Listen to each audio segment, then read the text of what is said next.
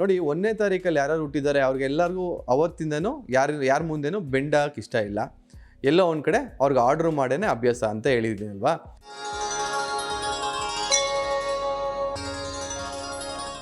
ವಿಜಯ್ ಕರ್ನಾಟಕ ವೀಕ್ಷಕರಿಗೆ ಸ್ವಾಗತ. ನಿಮ್ಮ ಡಾಕ್ಟರ್ ದೀಪಕ್ ಕೋಚಿ ಮಾಡುವ ಪ್ರಣಾಮಗಳು. 2022 ಬಂದಿದೆ. ಯಾರೆಲ್ಲ 1, 10, 19, 28ನೇ ತಾರೀಕು ಹುಟ್ಟಿದ್ದೀರಾ, ಸಂಖ್ಯಾಶಾಸ್ತ್ರದ ಪ್ರಕಾರ ಈ ವರ್ಷ ಈ ವ್ಯಕ್ತಿಗಳಿಗೆಲ್ಲ ಯಾವ ರೀತಿ ಇರುತ್ತೆ ಅಂತೇಳಿ ಹೇಳೋಕ್ಕೆ ಇಷ್ಟಪಡ್ತೀನಿ.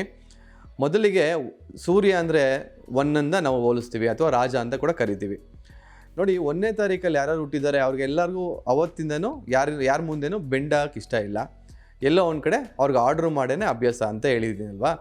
ನೋಡಿ ಇಲ್ಲಿ 2022ರಲ್ಲಿ 3 ಸಲ 2 ಬರ್ತಿದೆ. ಎಲ್ಲೋ ಒಂದು ಕಡೆ ಎಮೋಷ್ನಲ್ ಅಂತ ಕರಿತೀನಿ. ಸೊ ಇವ್ರು ಎಮೋಷ್ನಲ್ಸ್ನ ಕಂಟ್ರೋಲ್ ಮಾಡಬೇಕಾಗತ್ತೆ. ಈ ಅಧಿಕಾರ ಅನ್ನೋದು ಇರುತ್ತೆ, ಬಟ್ ವರ್ಕ್ ಪ್ಲೇಸಲ್ಲಿ ಯಾವಾಗಲೂ ನಾವು ಆರ್ಡ್ರ್ ಮಾಡ್ತಾನೆ ಇರೋಕ್ಕಾಗೋದಿಲ್ಲ. ಎಲ್ಲೋ ಒಂದು ಕಡೆ ನಾವು ಅಡ್ಜಸ್ಟ್ಮೆಂಟ್ ಮಾಡ್ತಾ ಹೋಗ್ಬೇಕಾಗತ್ತೆ. ಒಂದೊಳ್ಳೆ ಈ ವರ್ಷದಲ್ಲಿ ಜನ್ವರಿಯಲ್ಲಿ ನಿಮ್ಗೇನೋ ಅನಿಸಲ್ಲ, ಬಟ್ ಫೆಬ್ರವರಿ ತಿಂಗಳಿಂದ ಎಲ್ಲೋ ಒಂದು ಕಡೆ ನಿಮ್ಗೆ ಅನ್ಸೋಕ್ಕೆ ಶುರುವಾಗುತ್ತೆ, ಎಲ್ಲೋ ನನ್ನ ಇಗ್ನೋರ್ ಆಗ್ತಿದ್ದೀನಿ, ಎಲ್ಲೋ ನಂದು ಫೇಮ್ ಕಮ್ಮಿ ಆಗ್ತಿದೆ. ಸೊ ಹಾಗಾಗಿ ನೀವು ಇಲ್ಲೇನಾಗುತ್ತೆ, ಈ ವರ್ಷದಲ್ಲಿ ನೀವು 2ನೇ ಸ್ಪಾಟ್ ತೊಗೊಬೇಕಾಗುತ್ತೆ. ಯಾವಾಗಲೂ ನೀವು ನಂಬರ್ 1ಆಗೇ ಇದ್ರಿ, ಈ ವರ್ಷ ಒಂಚೂರು 2ನೇ ಸ್ಪಾಟ್ ತೊಗೊಂಡು ಸಪೋರ್ಟಿಂಗ್ ರೋಲ್ ಪ್ಲೇ ಮಾಡ್ತಾ ಹೋದರೆ ನಿಮ್ಮ ಜೀವನದಲ್ಲಿ ತುಂಬಾ ಚೆನ್ನಾಗಿರುತ್ತೆ. ಎಸ್ಪೆಷಲಿ ರಿಲೇಷನ್ಶಿಪ್ಪಲ್ಲೂ ಕೂಡ ಎಲ್ಲೋ ಈಗೋಗೆ ಚಾನ್ಸ್ ಕೊಟ್ಬಿಡಿ. ಆ ಈಗೋ ಅಹಂ ಅಂತ ಏನಿದೆಯಲ್ಲ ಅದನ್ನು ಬರೋದಕ್ಕೆ ಅವಕಾಶ ಕೊಟ್ಬಿಡಿ. ಅದೊಂದನ್ನು ಬಿಟ್ಟರೆ ನಿಮಗೆ ತುಂಬ ಚೆನ್ನಾಗಿರುತ್ತೆ ಈ ವರ್ಷ.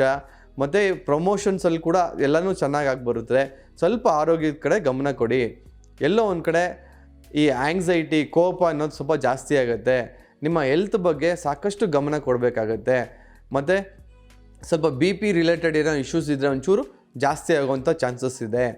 ಅದಲ್ದಿರ ನೀವು ಏನು ಮಾಡ್ಕೊಬೇಕು ಅಂದರೆ ಈ ವರ್ಷ ಅದನ್ನು ಆಂಗ್ಸೈಟಿನೆಲ್ಲ ಕಂಟ್ರೋಲ್ ಮಾಡ್ಕೊಳ್ಳೋದಕ್ಕೆ ಈ ವರ್ಷ ಒಂದು ಯೋಗ ಅನ್ನೋ ಪ್ರಾಕ್ಟೀಸೋ ಅಥವಾ ಒಂದು ಮೆಡಿಟೇಷನ್ ಪ್ರಾಕ್ಟೀಸೋ ಈ ರೀತಿ ಒಂದು ಶುರು ಮಾಡ್ಕೊಳ್ಳೋದ್ರಿಂದ ಎಲ್ಲೋ ಒಂದು ಕಡೆ ಅದೆಲ್ಲನೂ ಕಮ್ಮಿ ಆಗ್ತಾ ಬರ್ತದೆ.